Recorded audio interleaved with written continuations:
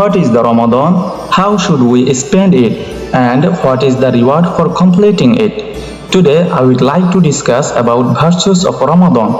First of all, Ramadan is Arabic word like must abstain hunger from before the morning until evening because it made obligatory by Allah subhanahu wa ta'ala.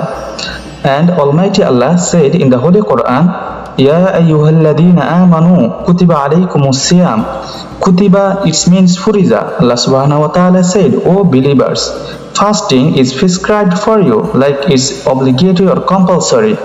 And Allah subhanahu wa ta'ala said in the other verses, فَمَنْ شَهِدَ مِنْكُمُ الشَّهْرَ فَلْيَصُمْ. Every one of you who present during the month, he should spend it in fasting. And we should Ramadan for praying and reciting the Holy Quran and helping the poor who is needy, because Ramadan is generous month and we know that about Ramadan rewards. If you donate 1 taka, then you will get 70 times the reward, and Ramadan rewards is too high. There is a night that is better than 1,000 months.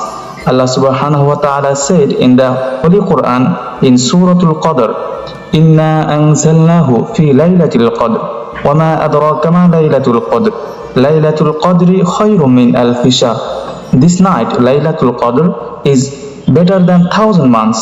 And our beloved Prophet Muhammad sallallahu alaihi wasallam, peace be upon him, he said in the Hadith Qudsi, As-siyamu li wa ana ajzi bihi. Fasting is for me and I will give reward with my own hand. May Allah give us tawfiq to act according to our ability. Ameen.